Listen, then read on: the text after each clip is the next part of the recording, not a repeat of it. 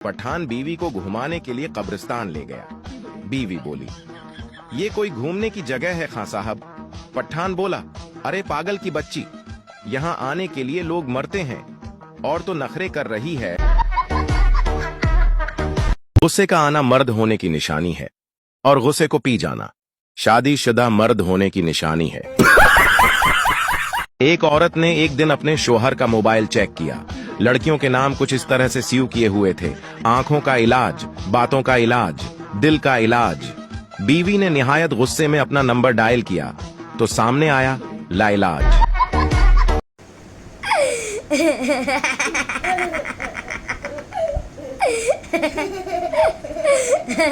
एक पठान को एक लड़की से बहुत मोहब्बत हो गई। एक दिन उसने लड़की से कहा, मुझे कोई ऐसा तोहफा दो जिसे मैं हमेशा अपने पास संभाल कर रख सकूं। लड़की ने शर्माकर अपने जूते का तला निकाल कर दे दिया। पठान वो तला लेकर सुनार के पास गया और कहा, उस पर चांदी का खूबसूरत फ्रेम बनाओ और उसे जड़ दो, मैं कल आकर ले जाऊंगा। अगले दिन पठान सुनार की दुकान पर गया तो सुनार ने हैरानी से पूछा, खां साहब, ये तला किस पेर साहब का है? पठान मुस्कुराकर बोला, ये किसी पेर साहब का नहीं, मेरी महबूबा का है। सुनार गुस्से से चिल्लाया, उठ खबीस के बच्चे, कल से मेरे घर वाले इस तले को अकीदत से चूम चूम कर पागल हो गए हैं।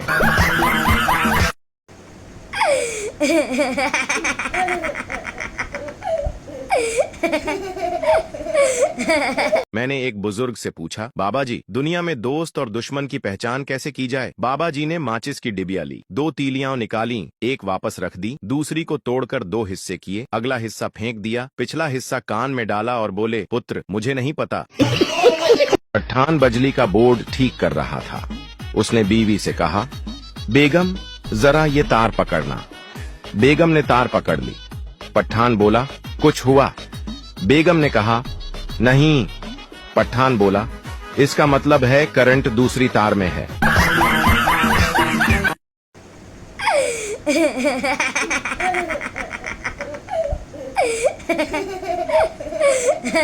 एक दिन तोते ने तोती की चुम्मी ले ली। मालिक ने यह देखा तो गुस्से में आकर तोते को खूब मारा और सजा के तौर पर उसका सर गंजा कर दिया। कुछ दिन बाद मालिक के घर मोहफले नात रखी गई। उसने तोते को दरवाजे पर बिठा दिया ताकि वो आने वाले मेहमानों को वेलकम कहे। तोता हर मेहमान को खुशामदीद कहता गया। कुछ देर बाद मालिक ने देखा कि सब मेहमान अंदर आ चुके हैं, मगर कुछ गंजे आदमी बाहर ही खड़े हैं। मालिक ने तोते से पूछा, इन्हें अंदर क्यों नहीं आने दिया? तोता बोला, लेनिया चुम्मियां ते पढ़निया ना ता, ना पुत्र ना।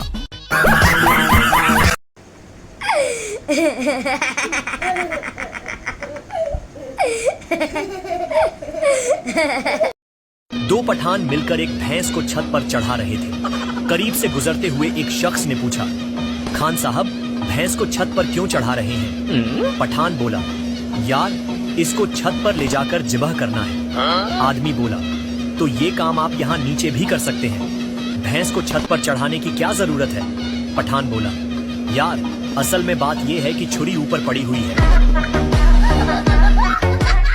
मौलवी साहब बच्चे से, पढ़ो बेटा से हुलवा।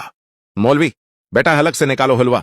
मां घबरा कर अंदर दाखिल हुई और बोली, मौलवी साहब बच्चे के हलक से ना निकालें, मैं अभी बनाकर लाती हूं। पाकिस्तान में लोग लड़ाई से पहले कहते हैं तू हाथ लगाकर तो दिखा, और लड़ाई के बाद कहते हैं तूने हाथ कैसे लगाया।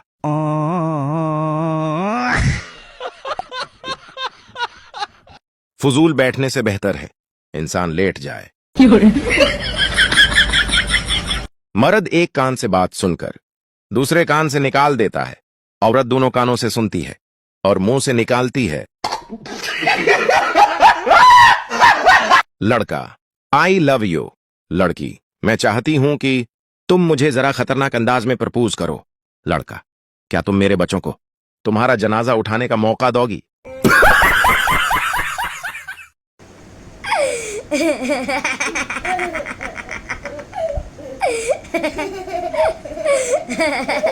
एक अफ्रीकन अपनी फैमिली के साथ जंगल में रहता था। एक दिन उसे जंगल से एक शीशा मिला। वो समझा कि उसके बाप की तस्वीर है। वो उसे अपने साथ घर ले आया और रोज उस शीशे से बातें करता था। उसकी बीवी को शक हुआ। एक दिन शौहर की गैर मौजूदगी में उसने शीशा निकाला और अपना अक्स देखकर बोली, अच्छा तो ये है वो कलमुही जिससे मेरा शौहर रोज बातें करता है। उसने शीशा अपनी सास को दिखाया तो सास बोली, चुड़ैल की उम्र देखो और करतूत। चौधरी के बेटे का वलीमा हो रहा था। खाने में नमक तेज हो गया, लेकिन चौधरी के डर की वजह से कोई न बोला। चौधरी एक एक मेज पर जाता और कहता, ओए दब के खाओ, मेरा पूरा 20 लाख वलीमे पर खर्च हुआ है।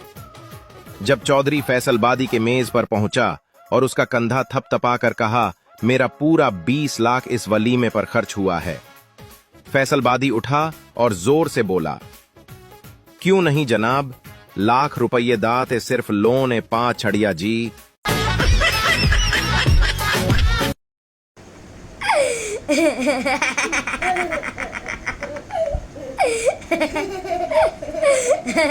एक पठान आम के पेड़ पर चढ़ गया। वहां एक बंदर बैठा था। बंदर हैरान होकर बोला, अरे भाई पठान, तुम आम के पेड़ पर क्यों चढ़े हो? पठान बोला, मैं अमरूद खाने आया हूँ। बंदर बोला, कर दी ना पठानों वाली बात, ये आम का पेड़ है, अमरूद का नहीं। पठान बोला, कर दी ना बंदर वाली बात, अमरूद में साथ लाया हूँ।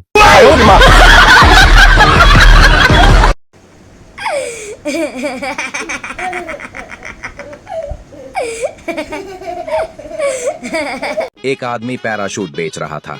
एक कस्टमर आया, उसने पैराशूट खोलने का तरीका पूछा। आदमी, जब तुम 10,000 फुट की बुलंदी से छलांग लगाओ तो ये लाल बटन दबा देना, पैराशूट खुल जाएगा। कस्टमर, अगर नहीं खुला तो? आदमी, तो वापस कर देना, मैं उधर गली में ही रहता हूँ। एक मुरासी एक दिन बड़े जोश व जज्बे के साथ अस्पताल पहुंचा। रिसेप्शन पर जाकर बोला, डॉक्टर साहब, मैं आज खून दान करने आया हूं, किसी की जान बच जाएगी तो सवाब भी मिलेगा। डॉक्टर ने तारीफ करते हुए कहा, बहुत अच्छा इरादा है, आइए बैठ जाएं। नर्स ने आकर उसका ब्लड प्रेशर चेक किया और फौरन खून लेना शुरू किया। मुरासी ने एक पूरी बोतल खून दे दिया, लेकिन बोतल खत्म होते ही उसकी आंखें घूमने लगीं और वो बेहोश होकर गिर गया। डॉक्टरों ने घबराकर फौरन उसको बेड पर लिटाया और प्ले से 6 बोतल खून लगा दिया। काफी देर बाद जब उसकी आंख खुली तो उसने डॉक्टर का हाथ पकड़ा और हल्की सी मुस्कान के साथ बोला, खुदा आपको खुश रखे डॉक्टर साहब, अगर आपको और खून चाहिए तो बेझिझक ले लीजिएगा।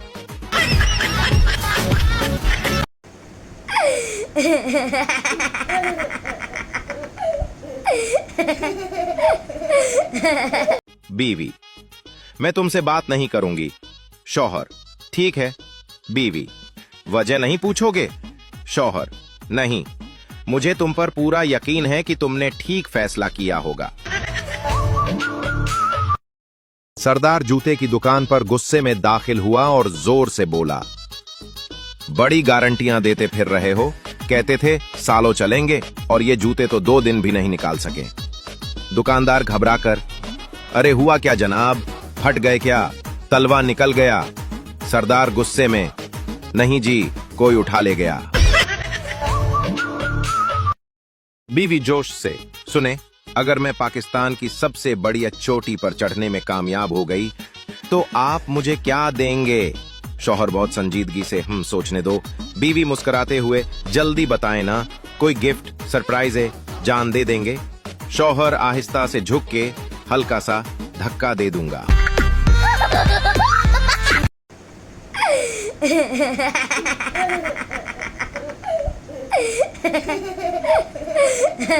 बीवी खूबसूरत और शौहर काला था। बीवी बोली, हम दोनों जानती हैं। शौहर बोला, वो कैसे? बीवी बोली, तुम मुझे देखकर शुक्र अदा करते हो और मैं तुम्हें देखकर तौबा। यार, हम लड़कों की भी क्या जिंदगी है, हमसे तो बेहतर प्रेशर कुकर है जिसकी एक स्टी पर लड़कियां भागी हुई आती हैं। मुर्गा मुर्गी से बोला, आई लव यू जान, मैं तुम्हारे लिए कुछ भी कर सकता हूँ। मुर्गी बोली, सच्ची में, चाहे कुछ भी हो? मुर्गा बोला, हाँ, चाहे कुछ भी हो। मुर्गी बोली, चलो फिर आज मेरे बदले आप अंडे दो। एक आदमी स्वाद गया तो जाते ही अपनी बेगम को SMS भेजा, मगर नंबर गलत मिला दिया। जिस औरत को मिला उस औरत का शौहर 2 दिन पहले फौत हो गया था। एसएमएस पढ़ते ही औरत बेहोश हो गई। लिखा था कि मैं खैरियत से पहुंच गया हूं। नेटवर्क भी मौजूद है। जगह छोटी है मगर शानदार है। ठंडी हवाएं जन्नत का मजा देती हैं। धूल मिट्टी बिल्कुल भी नहीं है। मैंने जो सफेद लिबास पहना था वो वैसे का वैसा ही है। 2-4 दिन बाद तक तुमको भी बुला लूंगा।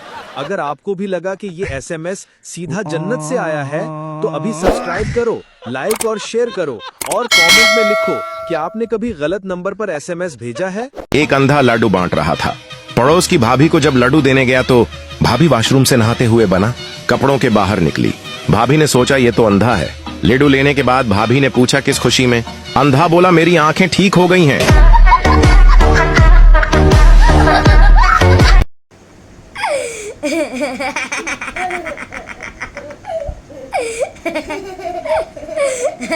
एक खातून डॉक्टर पास गई और कहने लगी, डॉक्टर साहब क्या आपने मुझे पहचाना?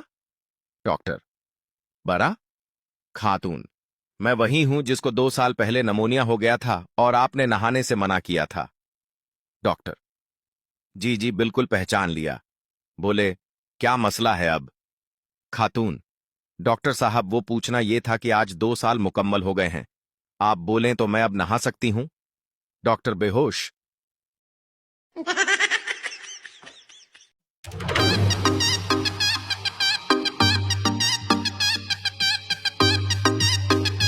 बीवी ने उंगली के इशारे से शौहर को बुलाया। शौहर दौड़ता हुआ आया। जी बेगम, कोई काम है? बीवी मुस्कुराकर बोली, कुछ नहीं, बस उंगली की ताकत चेक कर रही थी।